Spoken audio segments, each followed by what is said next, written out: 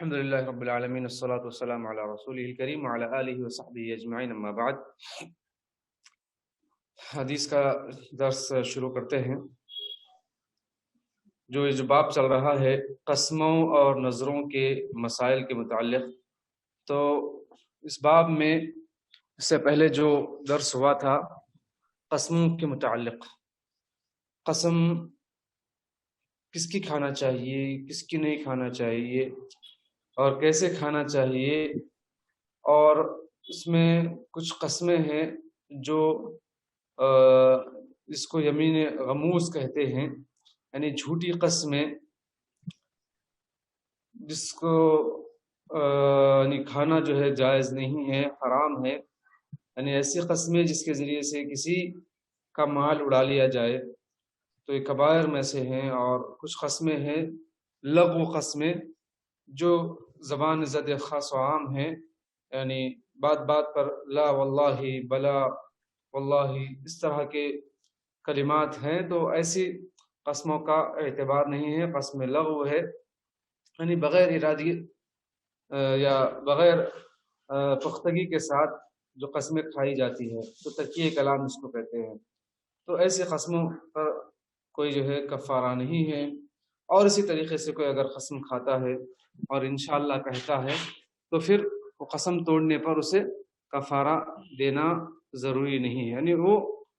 قسم توڑنے کا کفارہ ادا نہیں کرے گا کیونکہ اس نے انشاءاللہ جو کہہ دیا۔ اور اسی طریقے سے اگر کوئی قسم کھائے کسی بات کی کہ کام کروں گا، لیکن کوئی دوسری بات اس کو بہتر سمجھ میں آئے، تو وہ بات کو چھوڑ کر وہ قسم کو چھوڑ کر وہ دوسری چیز کو اختیار کرے اور اپنے قسم جو چھوڑنے کی دوسری چیز کو اختیار کرنے کے لیے کفارہ دے دے۔ تو یہ سب مسائل گزرے تھے، اور اس سے پہلے سب سے پہلی حدیث میں کہ اپنے آبا و اجداد کی یعنی اللہ کو چھوڑ کر کسی مخلوق کی قسم کھانے سے منع کیا گیا تھا، اپنے ماں کی اور اپنے جو ہے باپ کی اور اپنے جو ہے شریکوں کی، یعنی اللہ کو چھوڑ کر جن کو بھی لوگ شریک بنا لیتے ہیں، تو ایسے لوگوں کی قسمیں کھانے سے منع کیا گیا۔ اور اللہ کی بھی قسم اس وقت کھائیں جب ہم اس کام کو کرنے میں سچے ہیں، اس کام کو اگر ہم کرنے میں سچے ہیں تو اللہ کی قسم کھائیں، ورنہ کسی اور کی قسمیں نہ کھائیں۔ تو یہاں تک بات گزری تھی۔ اب اس کے بعد انشاءاللہ آگے اسی باب کی احادیث آ رہی ہیں۔ عن أسامة بن زيد رضي الله عنهما قال قال رسول الله صلى الله عليه وسلم من صنع إليه معروف فقال لفاعله جزاك الله خيرا فقد أبلغ في الثناء أخرجه الترمذي وصححه ابن حبان۔ اسامہ بن زید رضی اللہ عنہ سے روایت ہے کہ رسول اللہ صلی اللہ علیہ وسلم نے فرمایا، جس کسی نے نیکی اور اچھا برتاؤ کیا، جس کسی سے نیکی اور اچھا برتاؤ کیا جائے اور وہ اس کے کرنے والے سے کہے کہ اللہ تعالیٰ آپ کو جزائے خیر سے نوازے، تو اس نے اس کا پورا حق شکریہ ادا کر دیا۔ اس حدیث کو امام ترمذی نے روایت کیا اور اس ابن حبان نے صحیح کہا۔ یہاں پر اس لغوی تشریح ہے کہ صنع فعل صیغہ مجہول ہے، اور معروف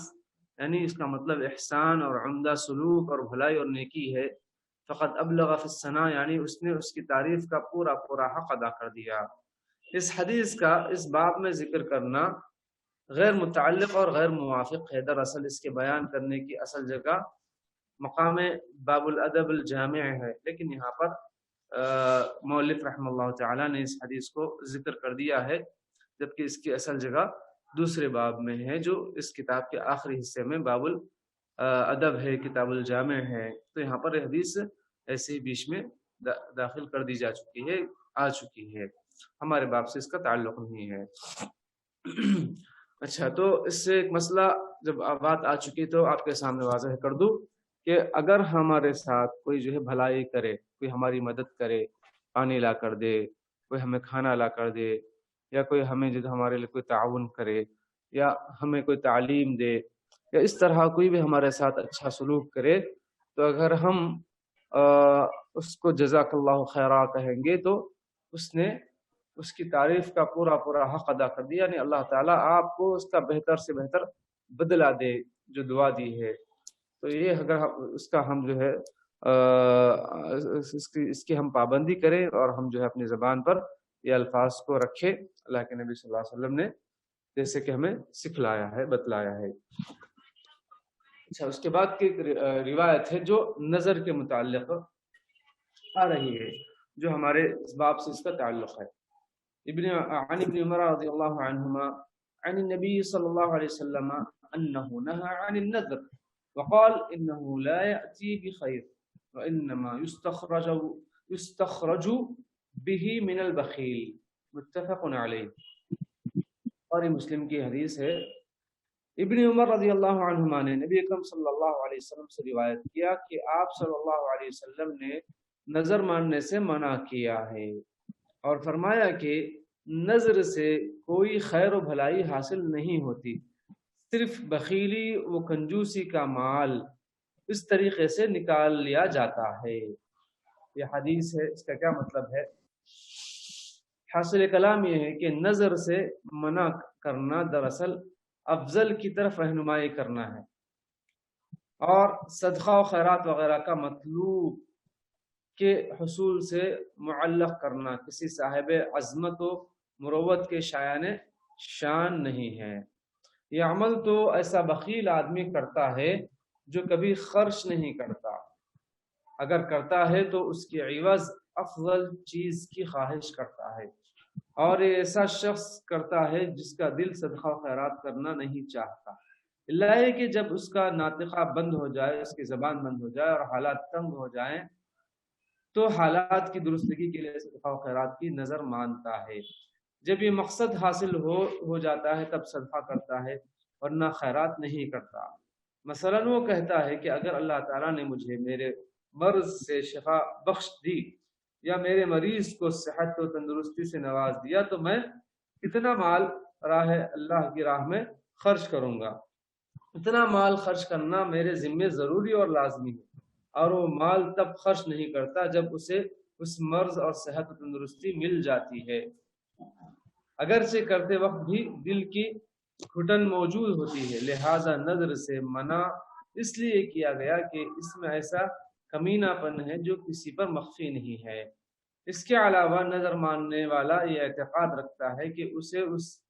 نظر ماننے کی صورت میں وہ چیز حاصل ہو جائے گی جسے اللہ تعالیٰ نے مقدر نہیں فرمایا، لیکن اگر اس کا اعتقاد نہ ہو تو نظر ماننے کی اجازت ہے۔ تو یہاں دو تین باتیں ہیں جو اس حدیث کی روشنی میں بیان کی گئی ہے۔ پہلی بات یہ ہے کہ نظر عمومی طور پر ایک ایسا شخص مانتا ہے جو بخیل ہے، جو صدقہ و خیرات نہیں کرتا۔ کبھی اس کو کوئی چیز کی ضرورت ہوتی ہے یا کسی چیز سے اس کو چھٹکارا حاصل کرنا ہوتا ہے تو اس سے افضل چیز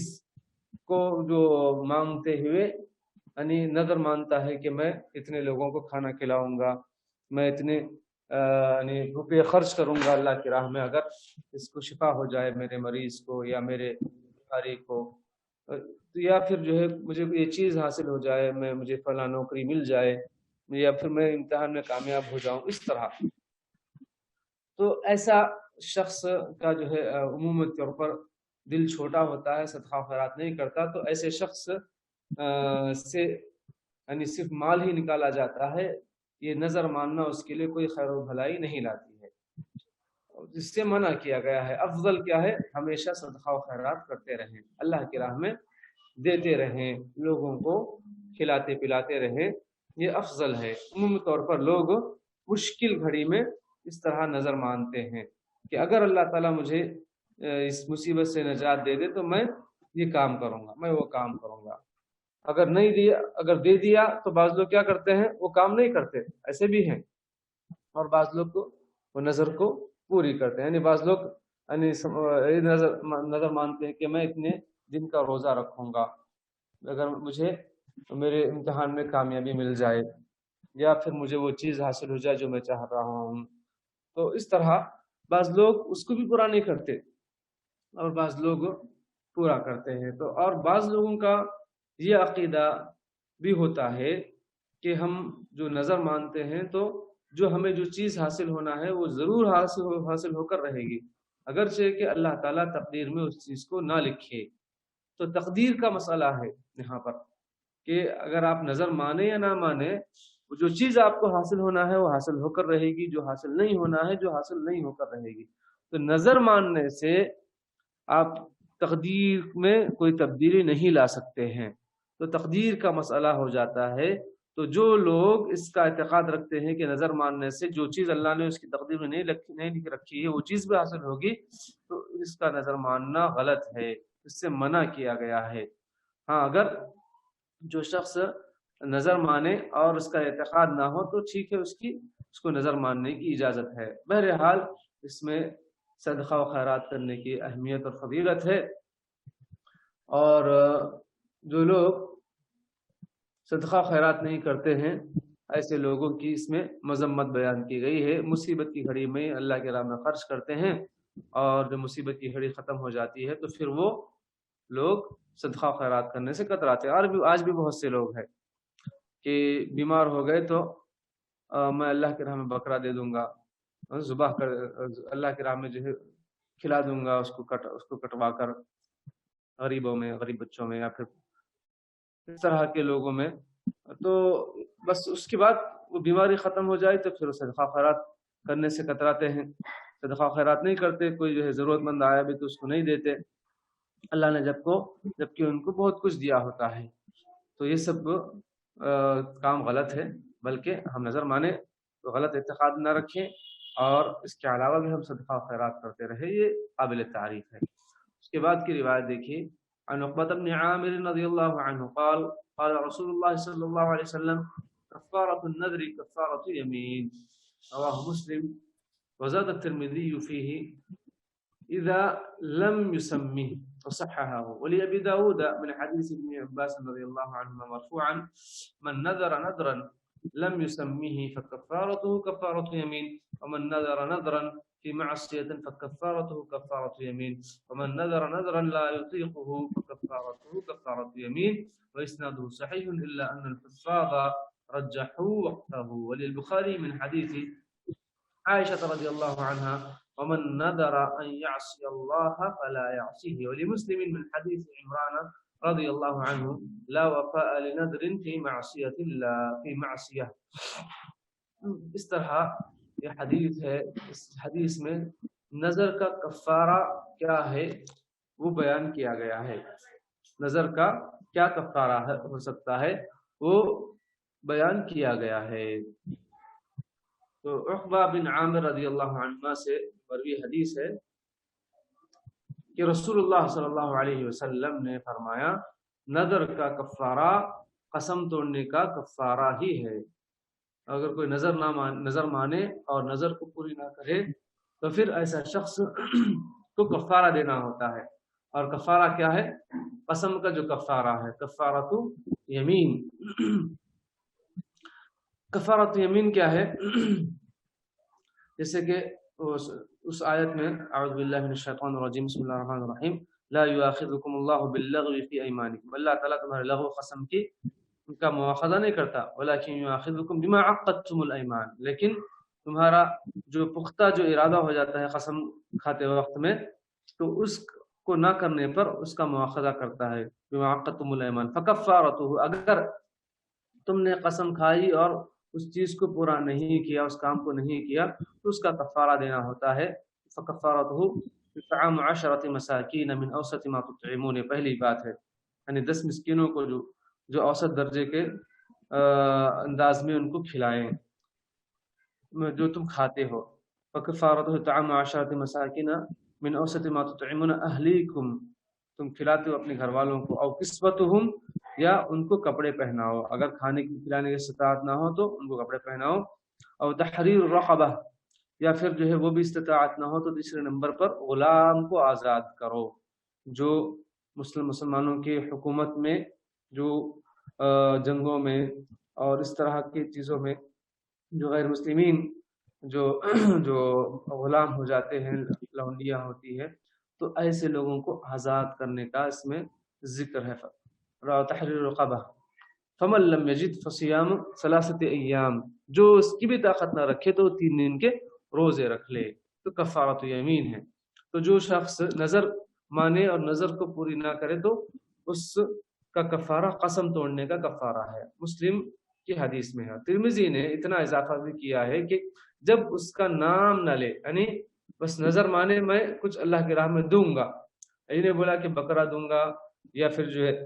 کپڑے دوں گا یا پھر اتنے پیسے دوں گا، کچھ بھی اس کا نام نہیں لیا تو پھر اس کا کفارہ قسم کا کفارہ ہے، جیسے امام ترمذی کی حدیث میں ہے، اور اسے صحیح بھی قرار دیا امام ترمذی نے۔ اور ابو داؤد کی حدیث میں ابن عباس رضی اللہ عنہما سے مرفوع روایت ہے کہ جس کسی نے کوئی نظر مانی، من نظر نظرن، اور اس کا نام نہیں لیا، لم یسمہ، کہ کس چیز کو اللہ کی راہ میں دے گا، فکفارتہ کفارۃ یمین، تو اس کا کفارہ قسم کا کفارہ ہے۔ اور جس نے معصیت کی نظر مانی ہو تو اس کا کفارہ بھی کفارہ قسم ہی ہے، یعنی کوئی گناہ کرنے کی نظر مانی ہے کہ میں اس طرح کچھ گناہ کروں گا، یعنی کچھ بھی، یعنی کوئی یعنی کسی کو ختم کروں گا، کسی کو ماروں گا، یا پھر کوئی چیز غلط چیز دیکھوں گا، کوئی غلط چیز کھا لوں گا، پی لوں گا، اس طرح کی کوئی نظر مانا ہے اس کام کے ہونے پر، یعنی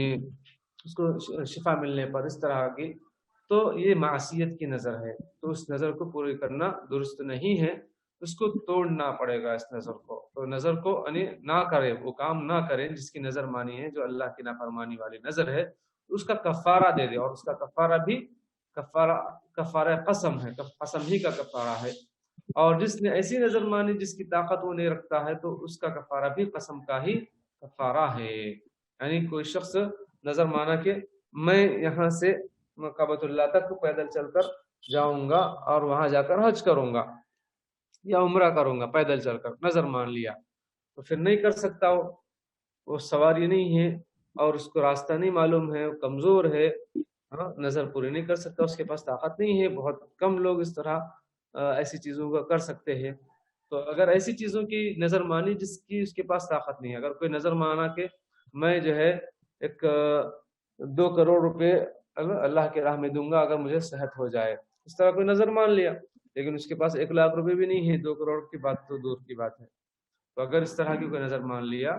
تو اس کو جو ہے نظر یعنی پوری نہیں کر سکا تو اس کا کفارہ دینا پڑے گا، اور اس کا کفارہ بھی قسم کا کفارہ ہے۔ اسنادہ صحیح الا ان الحفاظ رجحوا وقفه، اور یہ حدیث ابن عباس رضی اللہ عنہ کی جو یہاں پر ذکر کی گئی ہے، کہتے ہیں کہ اس کی سند صحیح ہے، مگر حفاظ حدیث نے اس روایت کے موقوف ہونے کو راجح بتایا ہے، تو یہاں پر ابن عباس رضی اللہ عنہ کا قول انہوں نے اس کو راجح کہا ہے، نبی صلی اللہ علیہ وسلم کا قول نہیں بلکہ انہی کا قول ہے، موقوف روایت ہے، روایت میں ایک مرفوع ہے اور ایک موقوف ہے، مرفوع روایت جو اللہ کے نبی صلی اللہ علیہ وسلم کی ہے، اور مرفوع جو صحابہ کی بات ہے، اور مقطوع جو تابعین کی بات ہے، تو یہ حفاظ حدیث نے اس کو راجح، یعنی اس کے وقف ہونے کو راجح قرار دیا ہے، موقوف ہونے کو راجح بتایا ہے۔ وللبخاری من حدیث عائشہ رضی اللہ عنہ قالت ومن نذر ان يعصي الله فلا يعصي، بخاری میں عائشہ رضی اللہ عنہ سے ایک حدیث موجود ہے کہ جس نے اللہ کی نافرمانی کرنے کی نظر مانی ہو تو وہ اللہ تعالیٰ کی نافرمانی نہ کرے، اور کیا کرے؟ ولمسلم من حدیث عمران رضی اللہ عنہ، مسلم میں عمران رضی اللہ عنہ سے مروی حدیث ہے کہ فلا وفاء لنذر فی معصیت اللہ، کی گناہ وہ معصیت کی نظر کو پورا نہ کرنا چاہیے۔ ہاں، تو یہ جو اللہ تعالیٰ کی نافرمانی والی نظر مانے تو پھر جو ہے اس نظر کو پوری نہ کرے، اللہ کی نافرمانی نہ کرے، بلکہ اس کا کفارہ ادا کرے اس کو توڑنے پر۔ ومن نذر نذرا فی معصیت فکفارتہ کفارۃ یمین، تو یہ حدیث کا مطلب ہوا، اور بھی جو ہے اس کی تفصیل دیکھیے کفارہ لغوی تشریح میں، کفارۃ یمین یعنی قسم کا کفارہ، قسم کا کفارہ ارشاد باری تعالیٰ کے مطابق 10 مسکین کو اوسط درجے کا جو خود کھاتے ہیں وہ کھانا کھلانا ہے، نمبر 1، نمبر 2 یا کپڑے دینا ہے، نمبر 3 یا غلام آزاد کرنا ہے، جیسے کہ ابھی جو میں آیت پڑھ کر اس کا ترجمہ پیش کیا ہے۔ بس جو شخص یہ نہ پائے تو اسے 3 روزے رکھنے ہوں گے، 3 ایام۔ یہ ہے تمہاری قسموں کا کفارہ، ذالک کفارۃ ایمانکم اذا حلفتم، جب تم قسم اٹھاؤ۔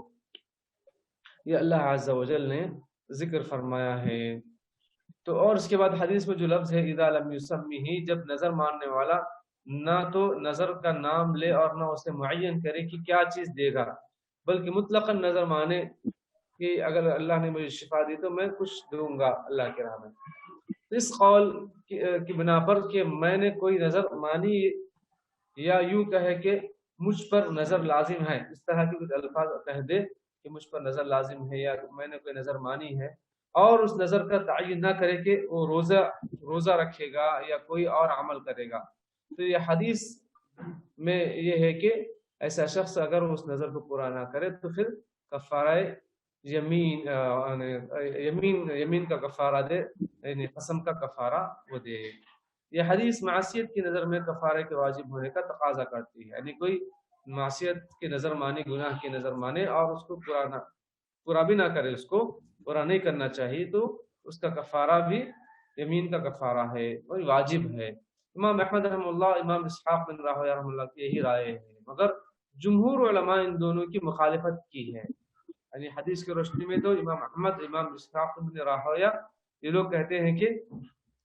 معصیت کی نظر مانے اور اس کو پورا نہ کرے اور اس کا جو ہے کفارہ ادا کرے اور واجب ہے، لیکن جمہور کہتے ہیں کہ نہیں ہے، ایسی بات نہیں، اس باب کے واجب نہیں ہے۔ بہرحال علماء کا اختلاف ہے، اور اس باب میں مذکورہ احادیث کا دونوں نے جواب دیا ہے کہ وہ ضعیف ہیں۔ کون سی؟ جو یعنی نظر کا تقاضے کی جو حدیث ہے، موقوف روایت ہے، اس طرح کی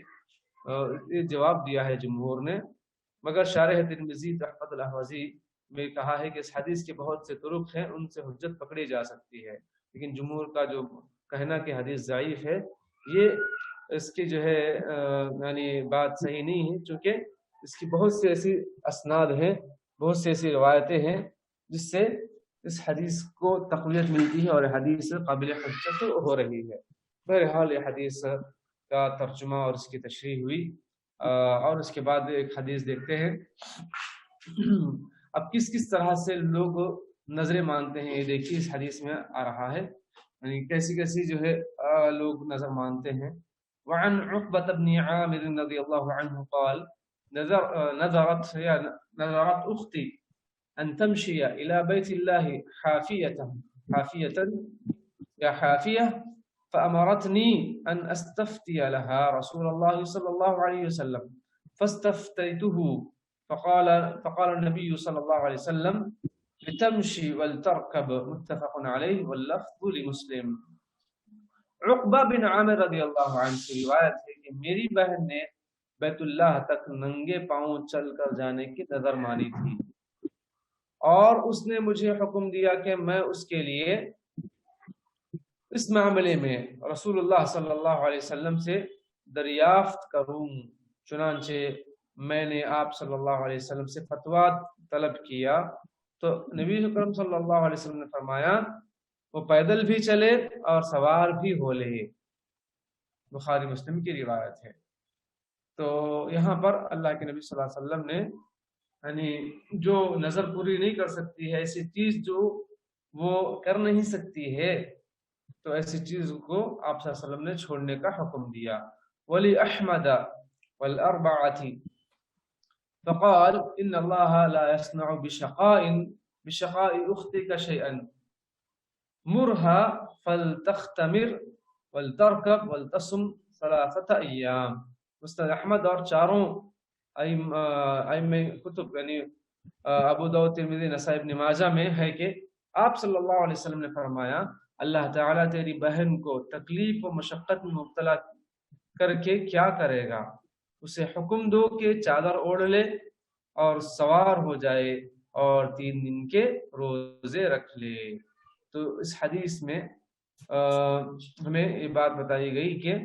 جو مشقت والی جو نظر کوئی مانتا ہے تو اس کو پورا نہیں کر سکتا ہے، تو وہ اس طرح نظر کا کفارہ دے دے، یعنی قسم کا کفارہ دے دے۔ تو یہاں پر حافیتاً حدیث کا ایک لفظ ہے، اس کا مطلب ننگے پاؤں ہے، ترمذی اور ابو داؤد کی روایت میں ہے کہ اس نے یہ بھی نظر میں کہا کہ وہ اونی نہیں لے گی، یعنی بغیر اونی کے کعبۃ اللہ تک وہ پیدل سفر کرے گی، پیدل جائے گی۔ تو آپ صلی اللہ علیہ وسلم نے اوڑھنے کا حکم دیا، اوڑھنی سے عورت اپنا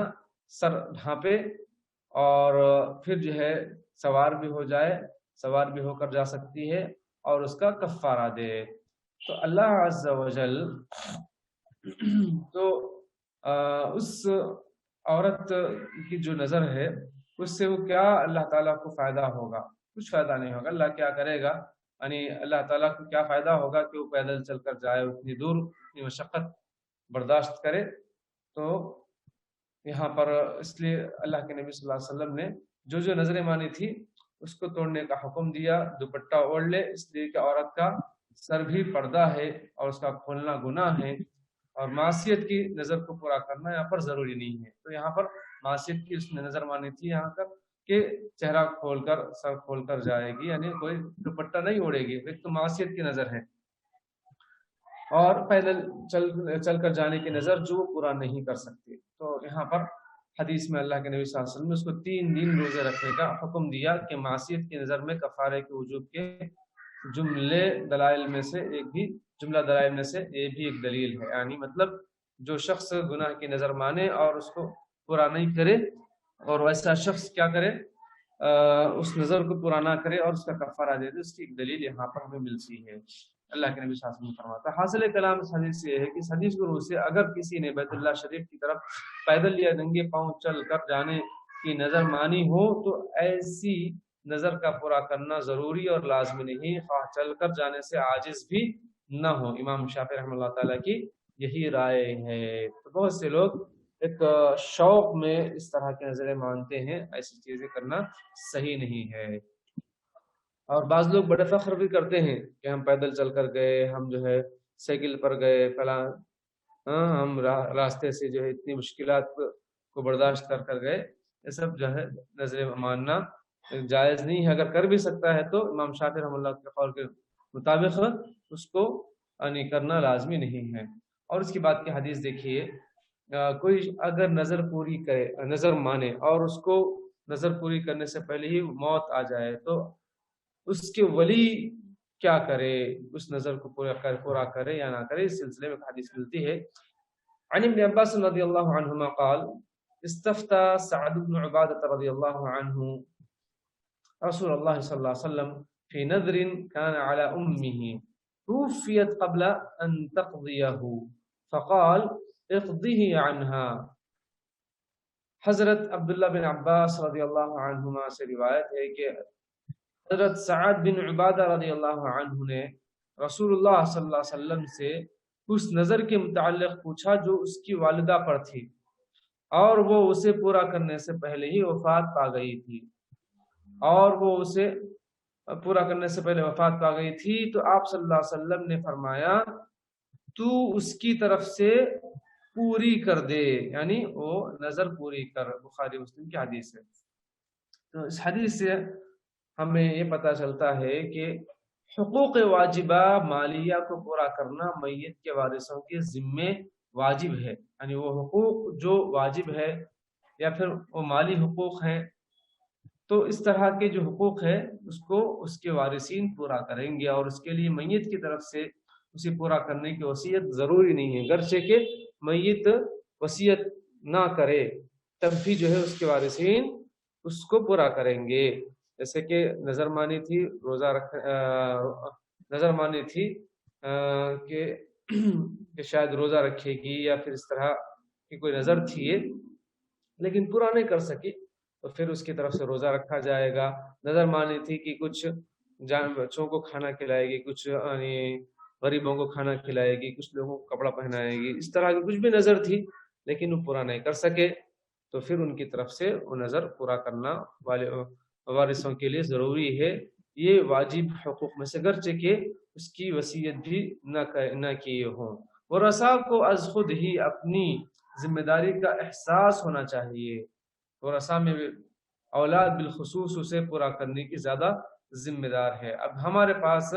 جو چیز مرنے کے بعد جو شروع ہوتی ہے وہ اس میت کے مال کی طرف جو ہے نگاہ ہوتی ہے، اس میں لڑائی جھگڑا ہوتا ہے. لیکن یہ جو چیزیں ان کی عبادت، ان کی زندگی سے متعلق، ان کی عبادات سے متعلق ہے، ان کے آخرت سے متعلق ہے، ان کو فائدہ پہنچانے کی چیزیں ہیں، اس کی ہمیں بہت کم فکر ہوتی ہے. تو لوگ مال کے پیچھے تو بہت